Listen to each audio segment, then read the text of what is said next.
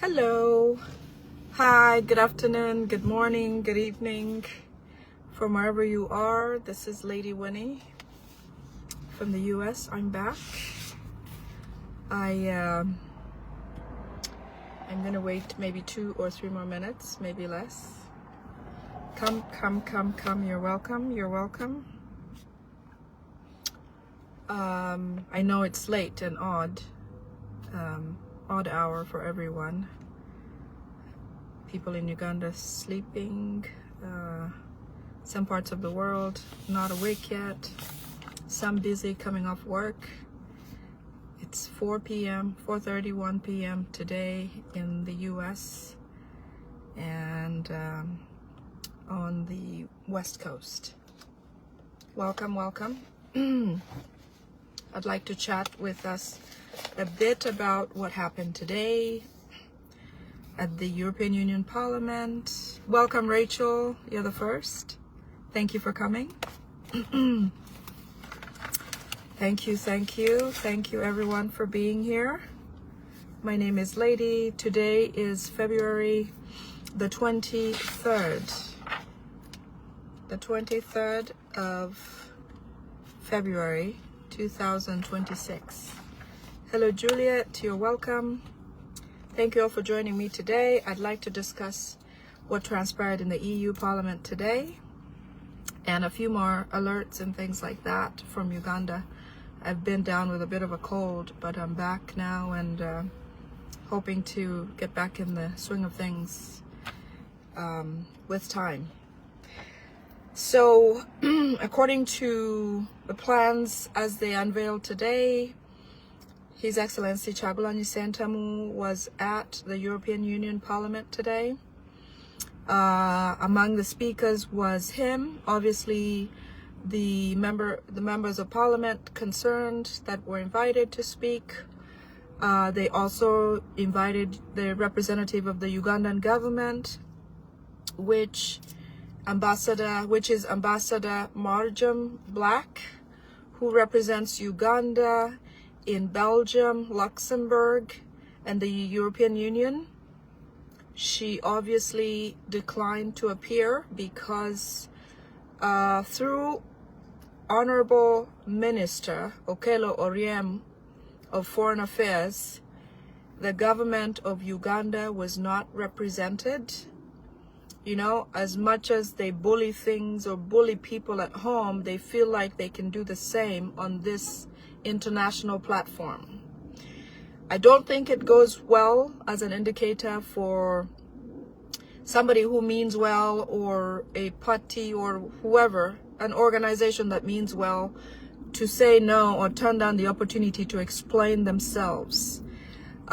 This was, if anything, the platform where the Ugandan government can come and explain how they are much loved by Ugandans, how they didn't do what is said to be done, how whatever happened was not their fault, or how, you know, like you go to court. The reason why you go to court is to say or speak on your behalf and give your side of the story so that people can understand what truly transpired between you and the other party that is inviting you to explain. But anyways, so with insistence from the Uganda government, Marjam Black did not appear to be at the EU Parliament as was requested, to testify or give an account on the side of the Ugandan government. I'm not surprised. Many of us are not surprised, because Museveni rules with an iron fist. He believes in bulldozing things, not dialogue, not good faith, not well-intended anything for Ugandans. So I knew that this was likely going to be the outcome, that they wouldn't show up, because they really have nothing to say, right? So the speakers were the EU Parliament, our President, His Excellency Kyagulanyi Ssentamu. We also had Mr. John Johnson, EU External Action of the East Africa and the Horn of Africa. We had our own Dr. Sarah Birete. She did a wonderful job. And we also had a slot where the AU or COMESA or IGAD were to attend. However, they turned down appearances because they could not defend Museveni or could not give an accurate account. As you remember, the AU already congratulated Museveni for becoming the president of Uganda elect at this time, despite the fact that everything that they saw or heard was contrary. They came out and said, well, Museveni, congratulations, you're the legitimate president of Uganda. But as you know, with things unfolding and the delay of the rest of the world congratulating Museveni, everybody who even stood for him in the beginning is now staying away, because Museveni is like a disease that if you contract or if you look like you have, you can't be party to several, amongst other people. So IGAD, COMESA, AU were not represented because they don't want to be associated with Museveni anymore as organizations that do their own, exist on their own accord. So amongst other things, Dr. Sarah Birete, you gave a beautiful account of your experience. His Excellency Kyagulanyi Ssentamu, you did a fantastic, phenomenal job. You were calm. You explained what was necessary. You were straight to the point. You used the right amount of time. You know, we are so proud of you even more every day as you do what you do to give Uganda the hope that we need, you know, for a change, possible change into a new government that is for the people and serving the people. We are thankful for your presentation today. We felt all covered. You explained what happened. You also gave them what they could do to help rectify or give Ugandans freedom and human rights freedoms from the fangs of the Museveni and the people and whatever they did. So that was wonderful. The reason why Sarah Birete was so important to speak at this event is because she experienced firsthand what happened.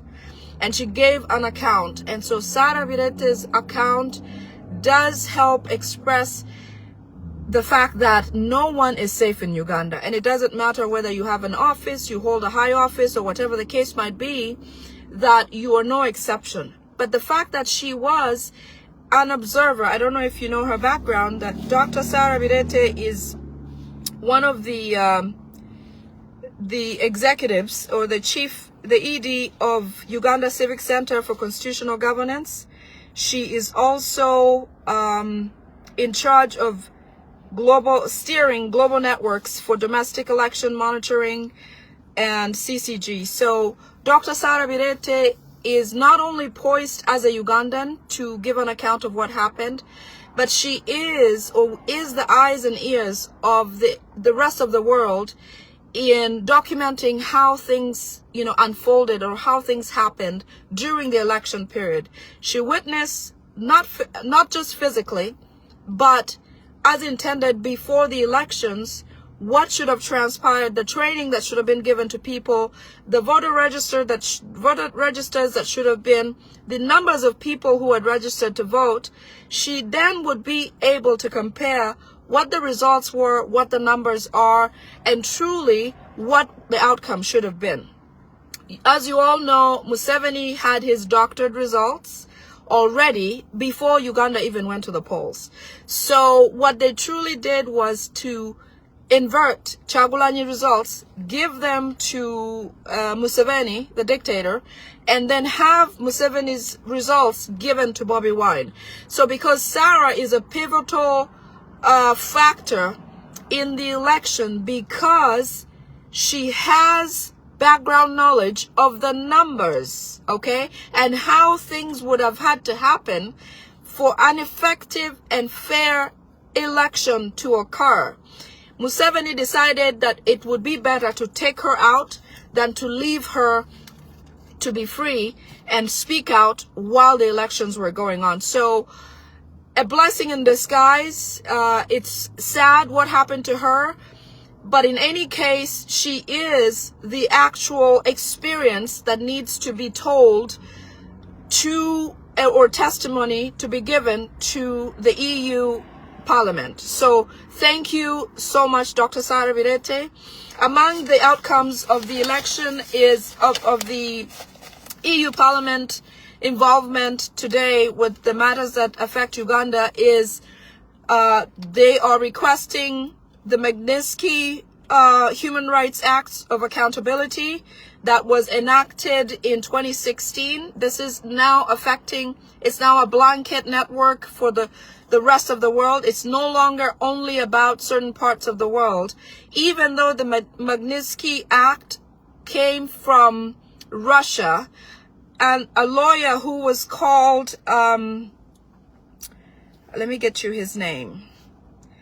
It was enacted on behalf of Sergio Magnitsky, who was a tax lawyer in Russia, who ended up being killed in a Russian prison in Moscow. So because of what happened and how effective this law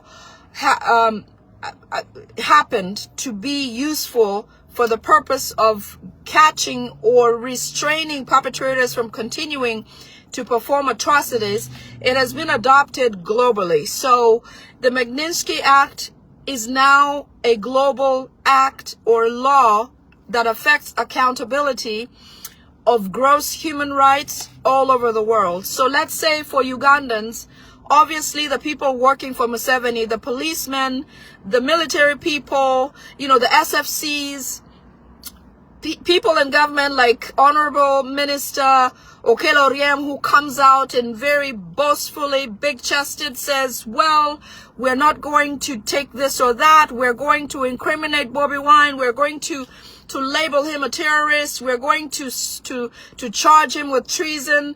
You know, all of the people who are caught on video beating or torturing a lot of the National Unity Platform supporters, people beating people, even judges who made judgment wrongfully on, let's say, the prisoners, political prisoners, even those who, you know, it could be as simple as a guard that is sent to go and perform a certain atrocity. So this makes it individualized. This is not just about a whole network to say the Ugandan president is the only one that's going to be affected by this. No, it is individualized. So if you're in the police, armed forces, SFC, parliament, even a teacher at school, any way that you affect human rights negatively, you will be punished as an individual. So an example is Mr. Byabakama. I don't know if he's a doctor or what.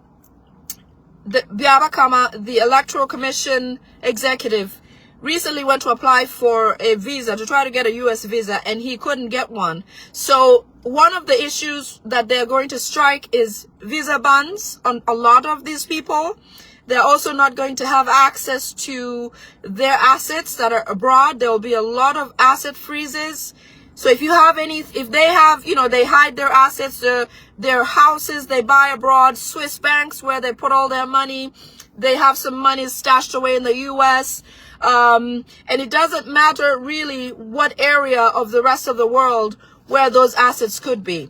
In fact, it will affect people like your spouse. If your children are known, also affects them. Anybody that is associated with that person or that individual who is committing such atrocities or human rights violations. So I know that maybe about 6 or 10 years ago, somebody like Kaihura was sanctioned individually. He was targeted, I believe, after one of the elections where 2010 or something like that, the Boda guys were just harassing people, killing people.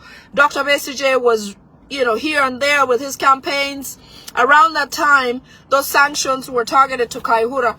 And these sanctions are not limited to a period of time. So it is timeless, even if it's contested to say people change and all that. People like Anite Among, Speaker of Parliament, she has been sanctioned from the Mabati incident that was supposed to be sent to Karamoja. They swindled those and they misappropriated them. They took them personally and owned them. Anita Among can no longer travel to the Western world, you know, to the US. Obviously she can't go to Europe or some parts of Asia, you know, anywhere where the treaties apply. They can't freely move around. She had assets in the Western world, lots of them. She can no longer access those. Those are frozen, and there's no telling how long those freezes will take place or stay on hold. So a very long time for a fact. Some people have never been able to recover those assets, and it's been 20, 15, 30 years. She bragged about only needing a visa to Bukedia, but you know how that goes. Now that Museveni is changing towards her, possibly Mao coming in as speaker, you know for a fact that it's time to throw her like a piece of tissue. So those are the things that happen with the Magnitsky. I'm going to read some of those. So they're going to be imposed visa bans, targeted economic sanctions, blocking assets, prohibiting transactions in foreign countries. That can be individuals or entities. So targeting individuals like Muhoozi Kainerugaba, his father, you know, I can see this going on and on and on and on to police head executives who say things that are just ridiculous. Judges like Nzeja, this new one who was sworn in Museveni's bush or you know, in Museveni's home. He's actually a relative of Museveni. You can see how convenient that is. So with the rulings and he recently came out and said we can't speak about judges on social media, God forbid. But if he's not doing the right thing, he's obviously you know, there's an avenue to discuss him there. The fact that he's intimidating social media or journalists or anybody that can speak, that is violating a human right. So people like Nzeja, I can foresee him being on that list, even if he hasn't acted very much just yet. But I understand Okeloriem, Minister Okeloriem has a lot of videos and certain, which I'll go into that later, but he has a lot to present to Nzeja about how they can possibly target His Excellency Kyagulanyi Ssentamu and label him a treasonous criminal, severe treasonous criminal against the government of Uganda, meaning that he then becomes a wanted individual, and they'll have Interpol chase him and look for him everywhere that he goes. But that's besides the point. Hopefully these that have taken place today in the European Union Parliament will be a platform for things to change, but more so to get all those individuals that are acting that way to either refrain or move away if they're not willing to. So some of the sightings are, they're also, so they will be attacking, they will be setting these visa bans and all of the other targeted accountability requirements on individuals. I talked about companies or entities, significantly corrupt individuals. So I forgot to mention that. You talk about things where, like the NSSF, for example, you remember how much money just got lost and there was no follow-up, there was nothing like that. That is a reason also for the Magnitsky Act to be applied onto an individual for high corruption rates. And you talk about corruption, that is the whole government of Museveni, basically. So that's another way they're going to clamp down on these people. And then severe human rights abuses. Remember, the act of the Magnitsky Act came about a prisoner who was held in Moscow and killed in prison. So it really is an asset when it comes to what the human rights stakes are in Uganda. So hopefully, you know, I heard the speaker say that they're going to take action. They're going to work on these. They're going to pay attention. You know, like the rest of the world is paying attention. I'm sure this is definitely going to come down the pipeline pretty soon. The U.S. hasn't come in. You know, these actions or these global actions, when they do take place, they spread like wildfire, okay? If it's taken in the European Parliament, it will apply the rest of the world. So this, even if it looks like it just happened here, I am positive that this is going to spread like wildfire. And so other parts of the world are going to jump on and just set those bans in place, because there's no need for them to do research or whatever different times and spend a lot of money trying to gather information when it is in the central place. But that's how the Western world has worked so far. So it's a really, really good thing. So there will be asset freezes and prohibition of conducting transactions. So even if they may try to disguise themselves as different people, you know, when people travel now and they're getting into eye prints, where they'll use your pupil to save your ID. So far, we're using fingerprints. So anywhere, even if they try to use another person's identity, their fingerprints will never allow them to successfully exist in that way. They can't get through because they have a history already of fingerprints that only match theirs. So if they attempted to do something else about, you know, trying to get a different identity to come out or whatever, they'll get caught. And so once they have this watch on them, it is also it's a job for the rest, everybody in charge, to pay attention and report as necessary. So, you know, if Anita Among, for example, shows up to the United States, shows up to my door, or shows up in a community that I know her, it is easy to report. And it's easily trackable. So no matter what they do, when these are set in place, it's done. Okay? So the Global Magnitsky Act was adopted by countries like Canada, the UK, EU, United States, Australia. So basically most of the Western world. And it's for people who have acted against human rights. And so they have to give accountability. Not appearing today at the EU Parliament by the Ugandan government shows that there is a lot more that they're hiding.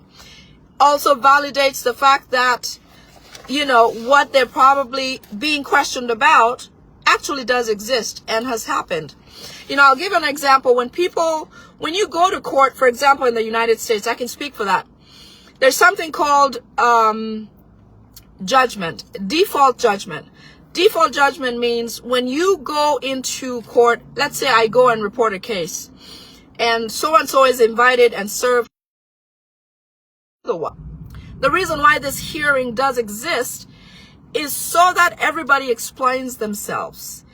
And, you know, it leaves the EU to decide what happens where, okay? Or what happened. Or maybe to say, well, what about Museveni said this, how come this, and you know, we didn't go to Saudi Arabita's house, or we didn't really attack Bobiwine, or we are not holding on to Bobiwine's house, or whatever.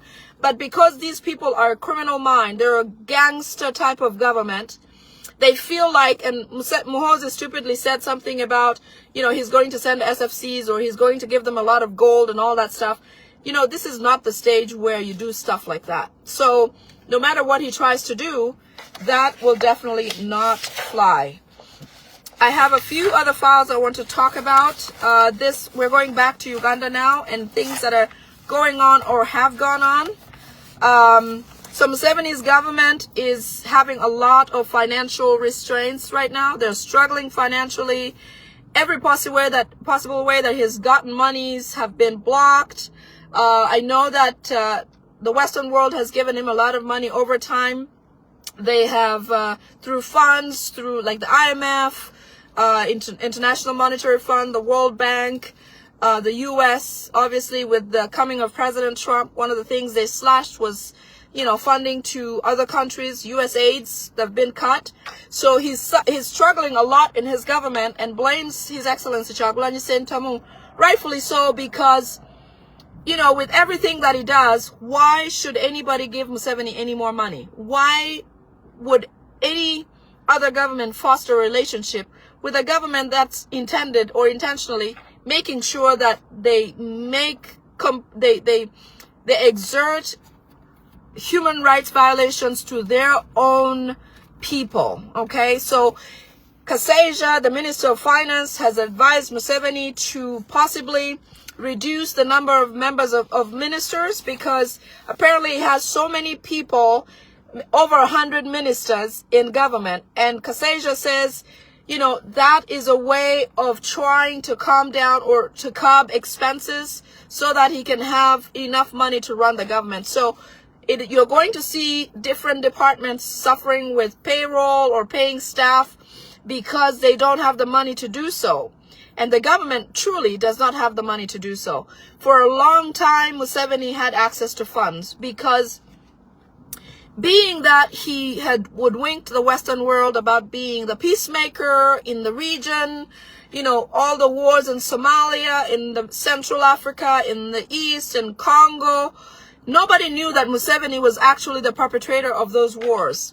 And so even the EU today said they want to maintain relationships with Museveni because he's a peacekeeper in the region. That is actually false, because when we talk about ADF, when we talk about M23, those are all Museveni's armies or rebel groups.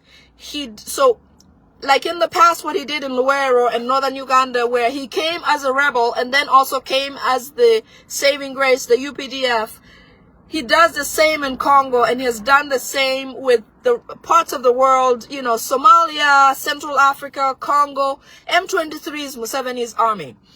And the ADF is Museveni's army. So when other countries think he's keeping peace, he truly isn't. He just is playing an act so that he continues to get funds. Okay, so he gets money to say that he's keeping peace in those regions, but he truly is not.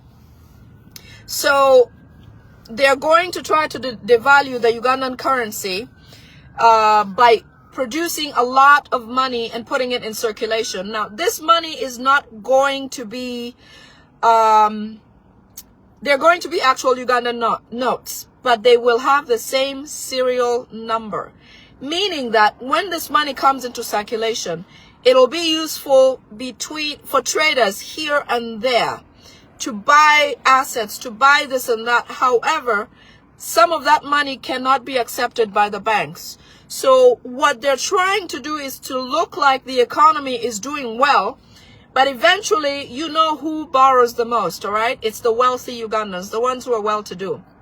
These are the people Museveni is trying to eliminate or do away with, which means once that money goes into circulation and they start to buy this or that or the other, eventually they will get caught in the web of using fake currency. That money is also going to devalue the Ugandan currency on the foreign exchange, because it will be not useful or not as valued as the usual Ugandan currency. Okay? Banks are also being asked by Museveni. These are all things that he's doing to stifle the economic growth of Uganda, because remember, he has promised and he swears that Ugandans now hate him, and he has known, so he's going to make sure that Ugandans will suffer. So that is something that be watchful for. If you see a lot of, you know, new currencies and stuff, try to use monies from your bank. You withdraw and use what you've got instead of getting money from other agencies or other people, large chunks of money, because eventually you're going to get stuck with it and possibly charged with money laundering or using fake money. The next thing I want to talk about is Museveni's next move with the Muslim community. He is happy that Lent and Ramadan are occurring at the same time. In essence, he feels like he's now able to control the two. And he's trying to use a method that the Nigerian president, he says the Nigerian president has successfully stayed in power because he has staged religious wars amongst the two governments, and it's caused them to focus on the wars so that they leave him alone. Okay? Many of you can tell the gentleman is about maybe 90s or that old. Last time he went to Turkey and fell. Because of his seniority, because he's old. Okay, so he's going to pour a lot of millions into the Muslim clerics or the Muslim community to help them change their mindset, because he believes that, you know, the Muslims are a powerful force, not just as individuals, but as families, because Muslims are mostly extended. You know, there's not just Mr. and Mrs. There's Mr. and a few Mrs. here and there. So he feels like that a community like that can grow very fast and build strongholds to get him out of office. Not only that, the Muslims are concentrated in the central region. So anything that looks like an organization or an organized group, Museveni wants to target. And my video went away a little bit there. So he's set up to cause conflict between the Muslims and the Christians, to the extent that he's going to have Christians fight Muslims with their Quran and whatever they believe in, and then have Muslims fight Christians with their beliefs, calling them names or making them, look like they're both enemies. But I hope we don't fall prey to that, because we are stronger together, we are powerful together, and we belong together. So Christians, Muslims, or whatever religion you are, actually, we are stronger together as a force, as human beings, as Ugandans, than would be as Muslims or as Catholics or as Christians. So let's just look for those signs and stay focused and stay with what's right, do what's right, and not fight one another. The next thing is about Magere. Muhoozi has asked, Magere is Honorable His Excellency Kyagulanyi Ssentamu's home. To date, that home is being occupied by soldiers. Museveni's army, SFCs, and the police still occupy Kyagulanyi Ssentamu's home to date. Muhoozi has asked them to dig a tunnel underneath the home and see if there is an escape route, because he cannot believe that on the day that his home was raided, that His Excellency Kyagulanyi Ssentamu was able to exit the home. And he wonders how that happened, because there's no soldier or nobody who was able to explain how that even came about. They have exhausted every tool on earth that they can use over on land to try to sense how that even happened. They've used everything. They've used AI. They've used whatever tool they can at their disposal to try to figure out His Excellency Kyagulanyi Ssentamu's exit route, but they failed. This goes to show you that Museveni's government really has lost intelligence. They have the worst intelligence possible, if they have any, because how does a human being and their whole family leave a country without you knowing when or how? I mean, the night of the escape, His Excellency Kyagulanyi Ssentamu was in the home. That just goes to show you how much our people in the military, the Ugandans in the police and the military, truly believe in doing the right thing. The fact that he was able to get out there scot-free, get away from the funds of Muhoozi, is a big sign. And I have faith in our military. I have faith in our police department. I have faith in our Ugandan people for doing the right thing. So even if they try or want to do whatever they feel like they're going to do to exert force to try to get His Excellency Kyagulanyi Ssentamu, I think that ship has sailed. And I wish they would realize that they've lost that chance if they had any. Okay? So Muhoozi wants the whole neighborhood surveyed. They're still abducting people from the neighborhood, trying to find any signs of where His Excellency Kyagulanyi Ssentamu is.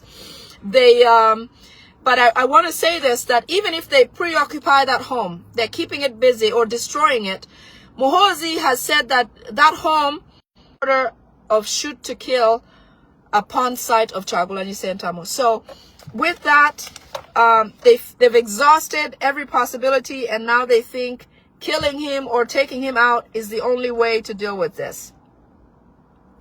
All friendly leaders around the region have asked Museveni to just give up on this thing. They've asked him to just let go, leave the guy, let him come home, let him be, let him exist. But they've refused, because he feels like he's only bait. Museveni feels like he's only bait to try to coerce Kyagulanyi to even speak to him or negotiate with him, is to maintain hostage of his home. So he thinks at some point that the only reason that Kyagulanyi can ever come to the table to negotiate or talk to him is if he maintains grip of his home. The other reason also that Museveni hasn't released political prisoners is because he feels like that's another bargaining chip for him, because he thinks if he releases them now, then he'll have no reason to try to talk to Bobiwine or convince him to let go of being on the run or give up his run or his bid for his presidency and try to get him to work with him. But we can assure you, Museveni, that that's not going to happen. There's no negotiation. It's not a level playing field. And Kyagulanyi is not a criminal. And he doesn't have to apologize to you because he did nothing wrong. In essence, you are in the wrong because you stole his win. You stole the election. You stole the win of His Excellency Kyagulanyi Ssentamu. So with that said, there's no room for negotiation. We can't report to the courts in Uganda because you own the courts of Uganda. We can't talk to civil societies because they're not existent. You have closed every civil society available in Uganda. Recently, we saw you with Father, His Highness. You dragged him into State House to come and visit with you. That necessarily doesn't mean that you have a relationship where the church doesn't listen to you. You have control of the church also. That is why when the pastors, or these pastors like the Bujingos, when they speak for you. They are partisan. So forget about being a religious avenue for us to even try to discuss this. When you come to, I talked about the courts, obviously not. Religious councils, no. Our cultural leaders are even worse. They're all compromised. We don't even see the Kabaka anymore. We don't see any of the cultural leaders speaking up, The only person that has attempted to speak up, you've always shut down. So we don't have any cultural leaders to go to. We don't have any religious leaders to go to. We don't have a judicial system that works. We don't have a civil society to go to. Your Mrs. Wangadia has come out many times and said, well, I think those new people inflict torture on themselves. How ridiculous is that? So the reason why we run out here is because you're useless. Every system is compromised. The media is controlled by you. In fact, I understand you banned the media from showing the EU Parliament's session today. But we're not surprised. We're going to continue working hard. We're going to make sure we achieve what we started. And with the help of the rest of the world and His Excellency Kyagulanyi Ssentamu, I know that we're heading for the best every day. Okay? I'm going to speak about fires again. Museveni thrives on fires.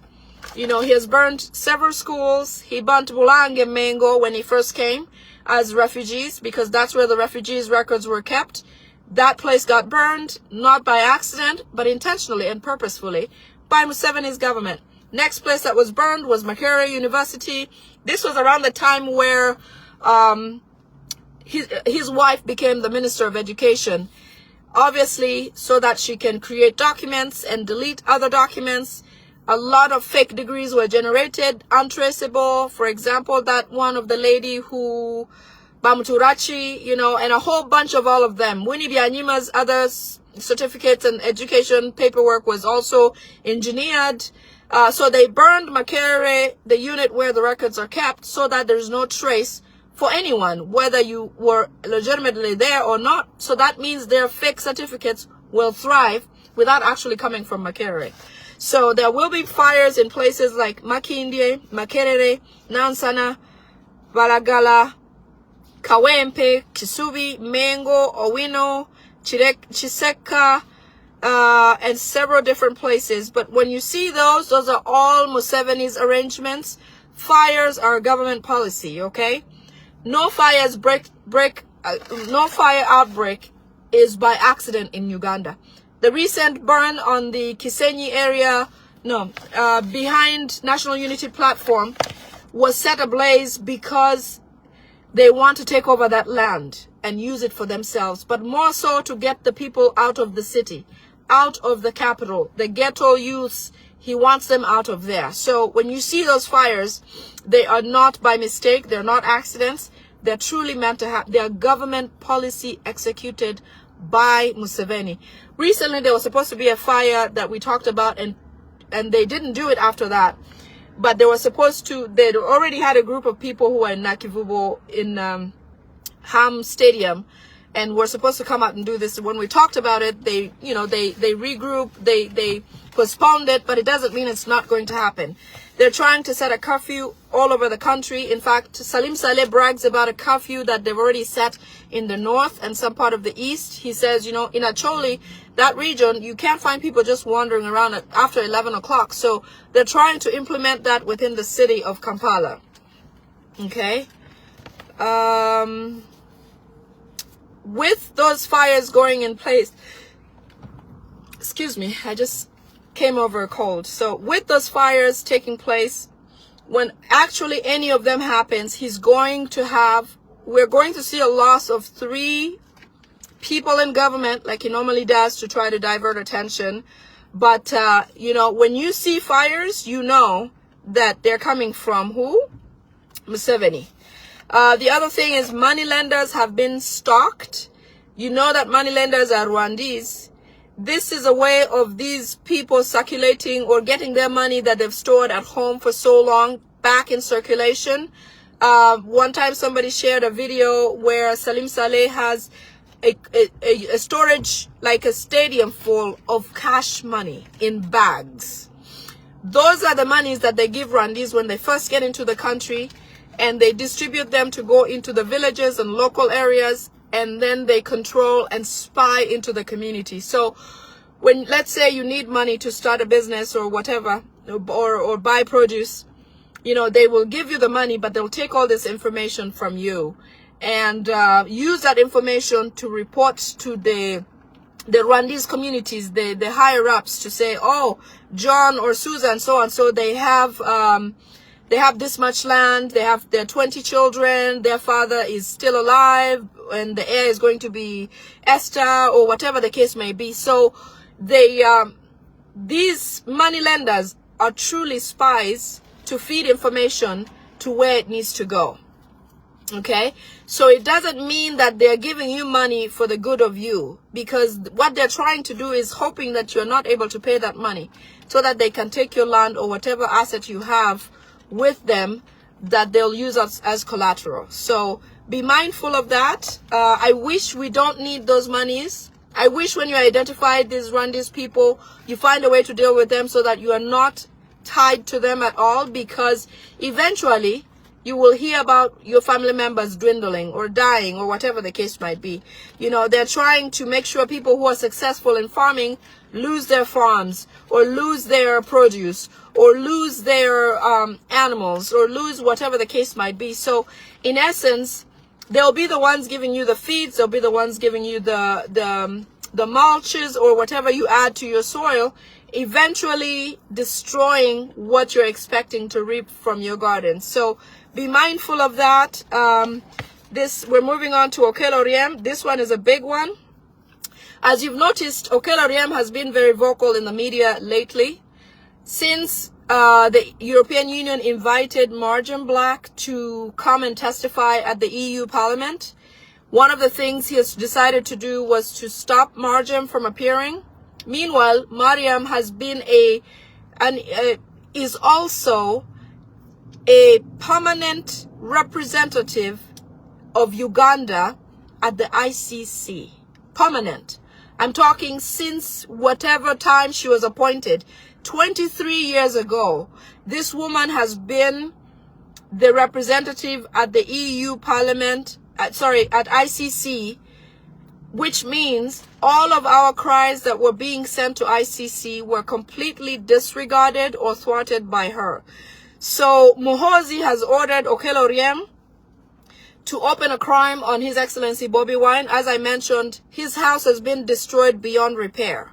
So what they want to do is that they capture Bobiwine and designate his home a crime scene, because he lives there, and because they've stuffed a lot of more than anything with Besigye. In fact, Lukwago is the one representing Besigye, and yet Besigye, who is the president of FDC, is